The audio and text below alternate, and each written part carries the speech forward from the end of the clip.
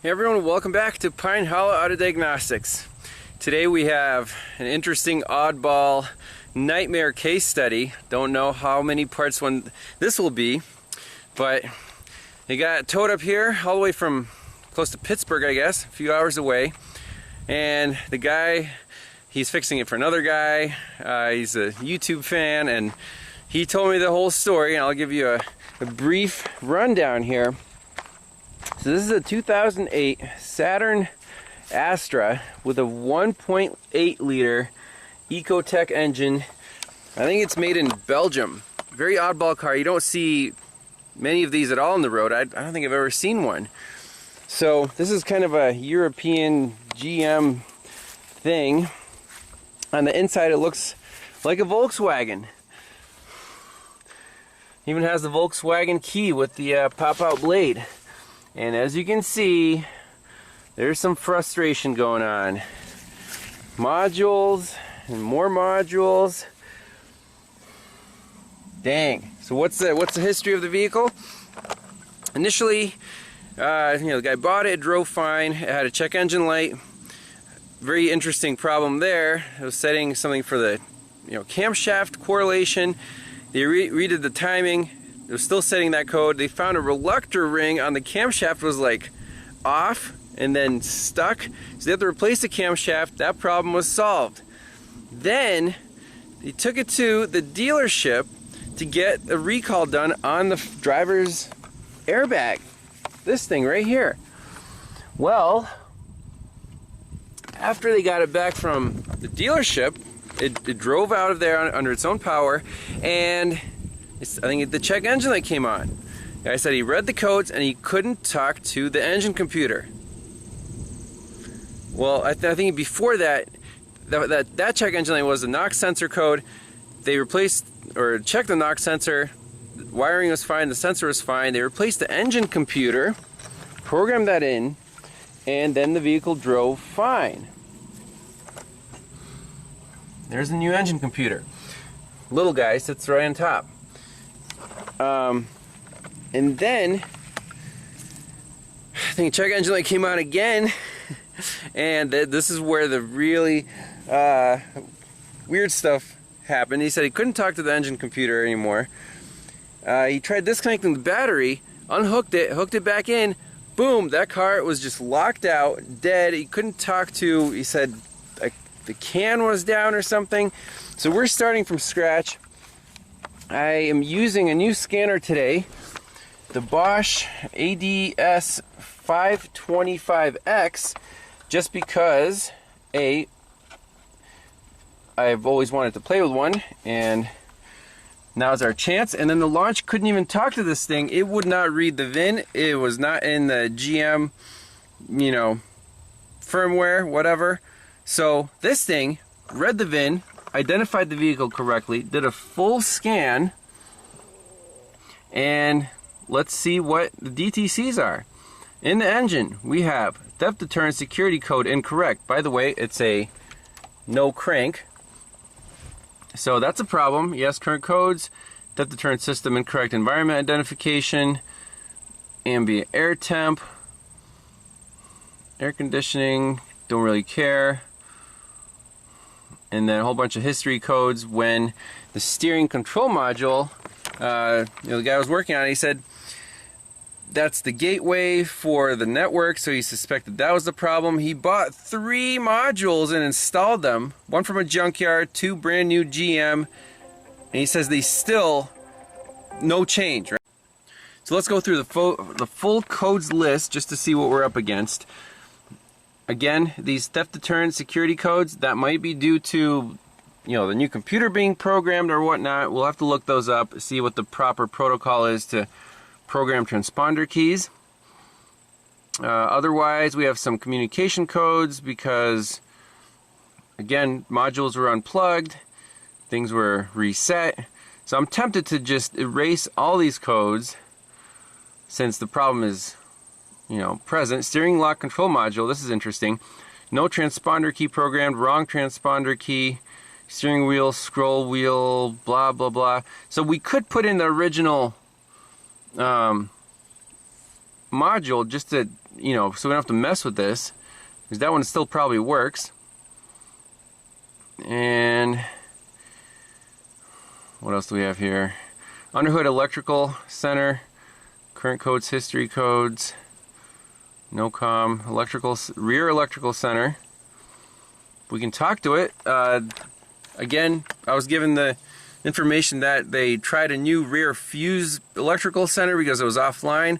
Again, not many scanners can talk to this car, so I wouldn't be that surprised if they were just misled in the direction of, hey, we have no communication, let's replace some parts, where if you're using a correct scanner that identifies the vehicle, you can not be misled that way. We'll try the Veris too, but the launch did not do very well here.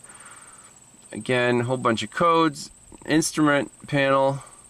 Here's a warning low voltage, sport mode switch, all this stuff.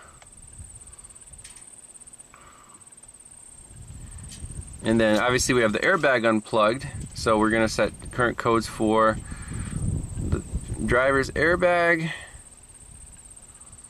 Crazy stuff. Not scanned, so the little exclamation point means that it tried to scan it but could not talk to it.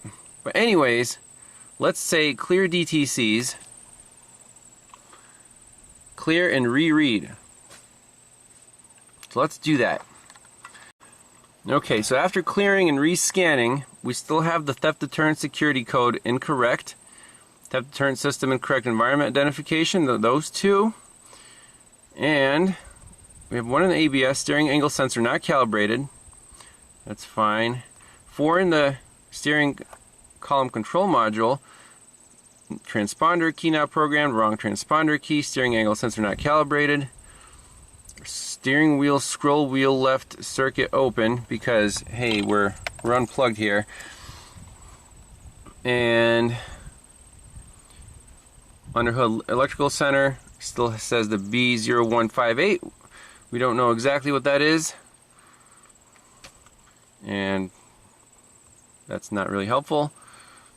Instrument panel, sport mode switch, LED circuit open, hazard warning switch output low. I think that's because some stuff is still unplugged here, so not gonna worry about that. And airbag. Okay, so we have a good direction here, and let's look up some information on ALLDATA, or pop in the original steering column control module, because, you know, if it's already programmed, it would be much easier to start with that baseline than a brand new everything. Another issue here is there's a ghost. So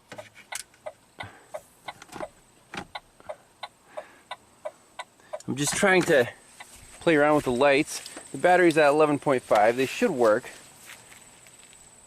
You see they're kind of dim, and then sometimes the locks just decide to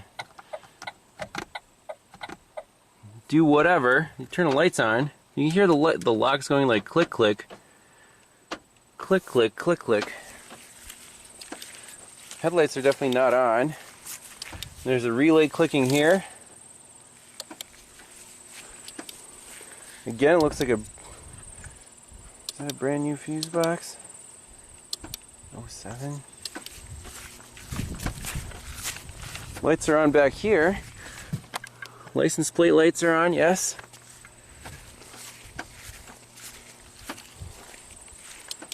A very interesting case study. I'm going to get a battery charger on here. Make sure the battery is fully charged for any testing we're going to do. Take it from there. So we got a battery charger hooked up. It's the Suwaoki brand, 12 volt 10 amp charger, so this won't start the car, but it'll keep the battery nice and charged automatically for our testing. You can see it's putting out about 10 amps, which is good. So make sure the voltage reading is appropriate. 12.5, about 12.6. So I'm installing the original steering column module. You can see the immobilizer piggybacks off of it. It's just a press fit connector, into the back here. So that lines up. Boom. Let's put some screws in so it stays plugged in, and basically do the same check. See if it starts. Scan it for codes. So we still have the transponder key not programmed, security code not programmed, wrong transponder key. Those three codes right there we're going to need to fix. Alright, so looking up some of these codes. First is P1648, theft deterrent security code incorrect. So here's a system description of the 1648. Certain modules use a security code as a means of theft deterrence. Each vehicle is assigned with a specific 4-digit security code at the time of manufacture. This security code is used by multiple modules which require correct security code to operate properly. If security code is not programmed, or an incorrect security code is programmed which does not match that of the vehicle starting is disabled. Yes, indeed. Following modules utilize security code: ECM, steering control module, instrument panel, underhood electrical center, and rear electrical center. 1, 2, 3, 4, 5 modules. Okay. Conditions for setting the DTC: an incorrect security code has been programmed to the ECM. And to correct that problem, you have to use a Tech 2. Security code can be found in Dealer World. Both of these security measures must be met before reset ECU selection is allowed. Okay. So, sounds like they're poking in here with the programming and didn't follow the instructions or something, missed a step, and now we have this security theft deterrent problem. Next code is 1679, an incorrect environment identification. So, module learns a specific environment identifier which is unique to the vehicle. Environment identifier is used as a means to discourage vehicle theft by means of swapping modules between vehicles. The steering column control module is the keeper of the environment identifier. That's key. Okay. The engine control module, ECM instrument panel cluster, and electrical center each learned the environment identifier during their configuration process. During vehicle operation, each of these modules report their environment identifier to the CIM. The CIM compares the received environment identifiers to its own store identifier. If the identifiers match, vehicle starting is allowed. If two or more non-matching environment identifiers are received by the CIM, vehicle starting is disabled. Interesting. So that's 1679 theft deterrent system. So that's in the engine computer, those two codes right there. If we go to the steering lock control module, we have no transponder key programmed, security code not programmed, wrong transponder key. So let's look up 3056, no transponder key programmed. In this case, you have to get in the module and to program keys, vehicle key relearn procedure, refer to replacing keys. So we can go there.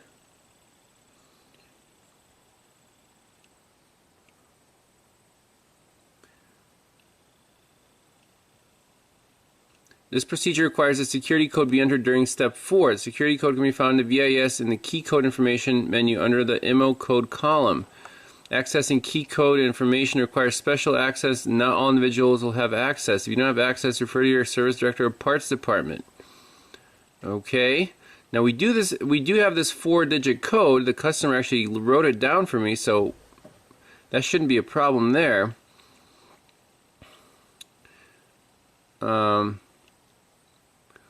This procedure should use all remote keys are desired to be erased and reprogrammed. Customer has lost a remote key, blah blah blah. Click scan tool. Select security access, TechLine terminal, follow the on-screen instructions.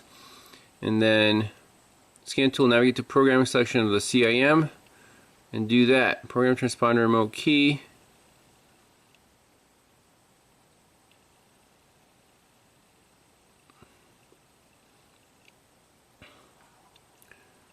Okay, so yes, you need to program the key in, and then the code 3057, security code not programmed, in the immobilizer now says the following modules use the code. No security code is programmed in the module. So is this a problem with the engine computer or the CIM? It's not clear because they both need the security code. So I think what we need to do is get into the modules and read what the parameters are currently, and then since we have the original computer laying around, I'm tempted to just plug it in and again read the codes and see what happens. Under key diag immobilizer. Let's try this. So no keys are programmed. Okay. Security code status not programmed. So how can we actually program? Are there bidirectional controls here? Special tests? Let's try it. Steering column control module, that's all we need. No special tests are available for this controller. That sucks. Can we program keys with any other scanner that we have? Okay, so with the original PCM, and I think what is the original module here, in the engine we still have the four codes here. Theft deterrent, security code incorrect, theft deterrent system incorrect environment.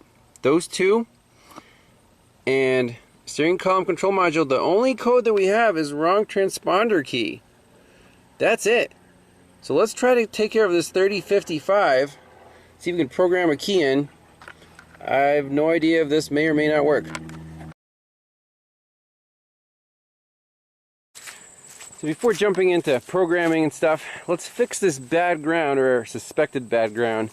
So right turn signal, nice and bright, no door lock ghosts, it blinks, right? Left turn signal,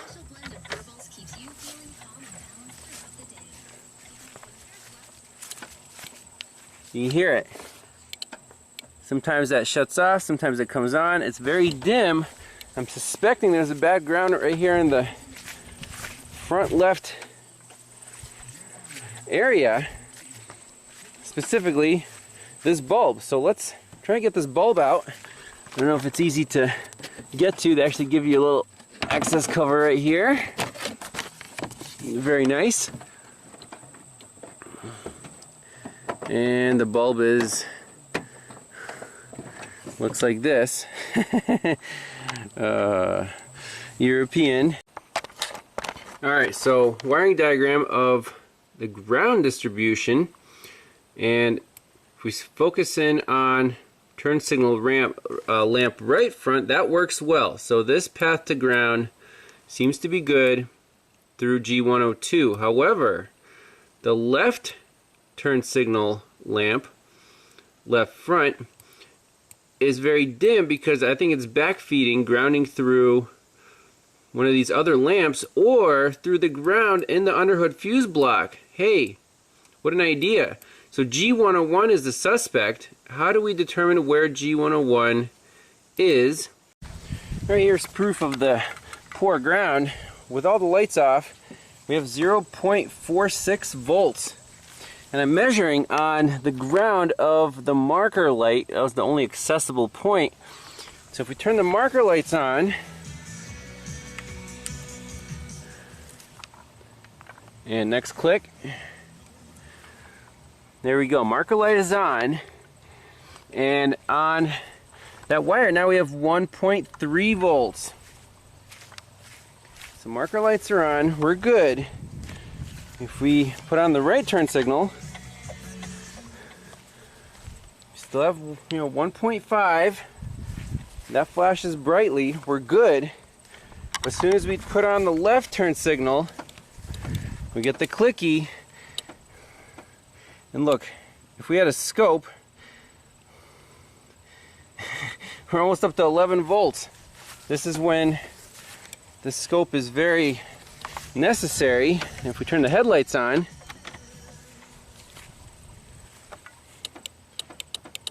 Boom, boom, boom. Going crazy, right?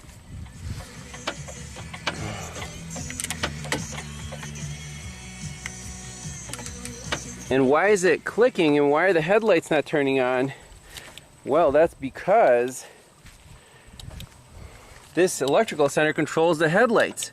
And the ground is through G101, so it's kind of fighting itself. We could try to unplug the light, I guess, the headlight bulb, see what happens. As expected, the right light turns on. We have no more problem. But that ground is obviously not good. So we have to find out where the voltage drop is and which ground it is. So it's not going to be a common ground, it's going to be one of these guys. There's 1, 2, 3. There's 2 studs right there. And then 1 up front right here. So let's just do a quick voltage measurement on each one and see if we see the same 1.5 volts. Alright, so we're simply going to do right now, because I don't want to tear everything apart, find a bad ground, is we're just going to jump that ground to ground. Okay? Easy enough. Now let's make sure that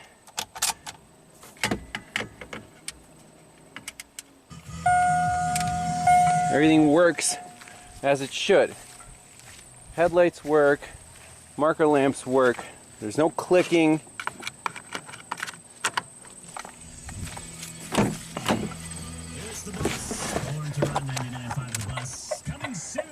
Everything works. Right turn signal, left turn signal, no more crazy stuff. Now I wonder if door locks work. They do. Awesome. So that's problem number 1 with this car, is a bad ground in the left headlight harness.